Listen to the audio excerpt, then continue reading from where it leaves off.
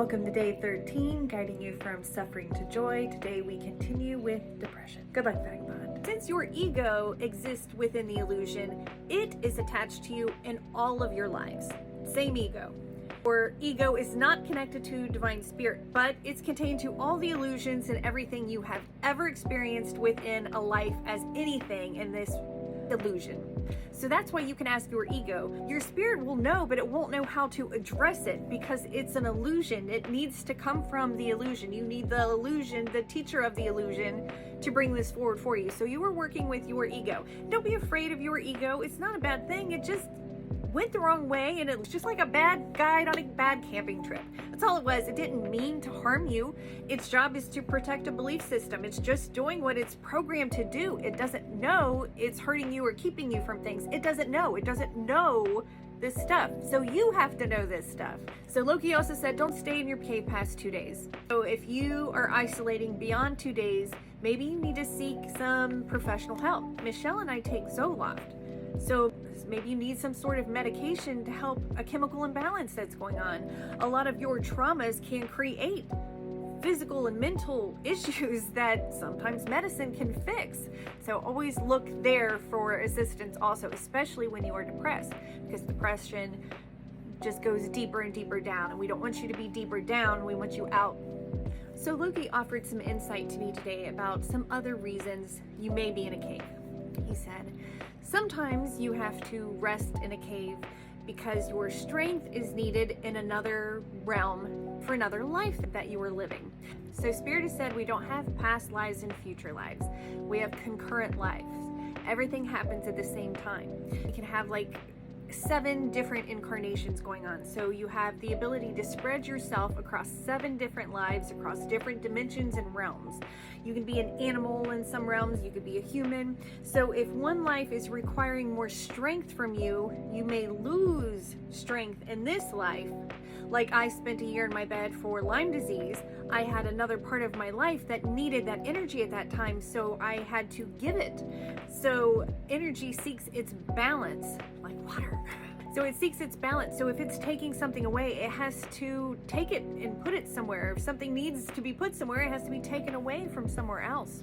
Sometimes people that are in a coma are in a coma because their spirit, their energy is needed in another life, and it gives this life the time to rest. So your healing is multidimensional. As you heal this life, you heal the other lives. And as you react in anger and attach to that in this life, you are choosing it in those lives also. So you are bringing balance to every life that you are currently living.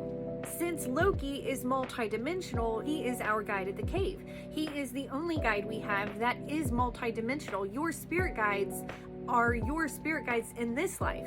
They're not your spirit guides in your other lives. Your other lives had different goals and different experiences for you, so you have different guides. Or they may be similar guides, different names.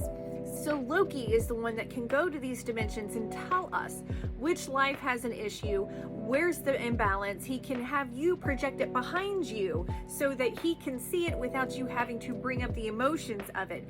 He calls this shadow dancing. So he pulls up your shadow and he moves it around to transmute it into love to give it back to you. So it's taking these low-level emotions out of you. He always says he's like a garbage cleaner, right? He's taking the garbage from you and he's taking it out. He is the spiritual guy that's taking the garbage to take it out, to transmute it and hand back love. Acceptance of where you are can help you get out of your cave, to accept this is where I am. Sometimes we are in our cave because we don't want to face what we have done in this life and other lives. So I came into this life sick as a baby. Loki came in today to tell me that everything has a purpose. Every experience is some sort of karmic debt. I had killed a baby in a previous life, so I had to learn about that by coming in as a sick baby, to learn what it's like to be a baby with the threat of its life being lost, how scary all of that is and how that affects your spirit. This is how we learn. So sadly, a lot of our experiences are karmic consequences for things we've done in this life or in previous attempts at it, So every experience is a karmic debt.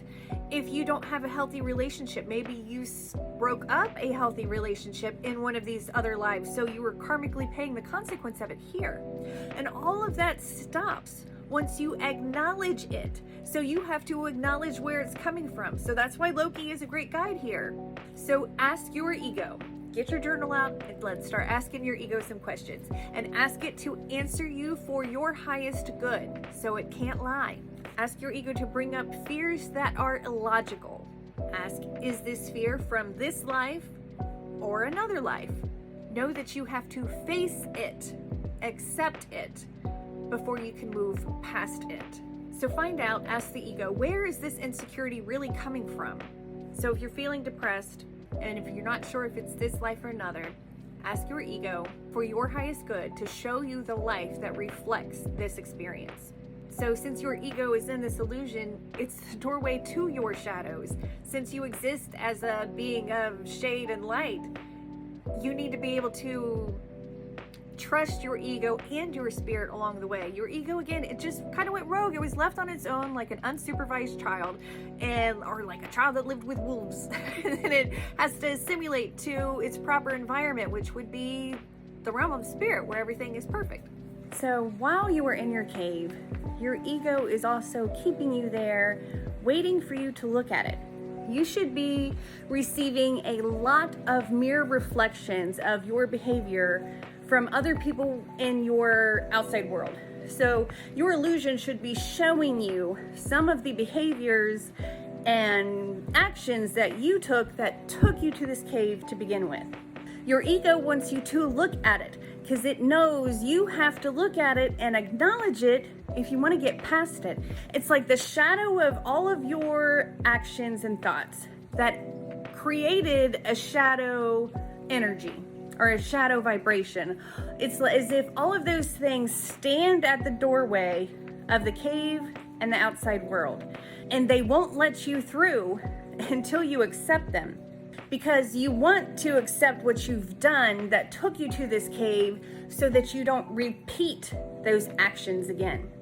So as you start to progress and you start to make way out of the cave, you are going to be transforming these energies, these lower level energies of fear, anger, depression, and frustration. And you are going to be transforming them into feelings of like shame and guilt, but at least you're moving up the ladder. That's just how this is going to go.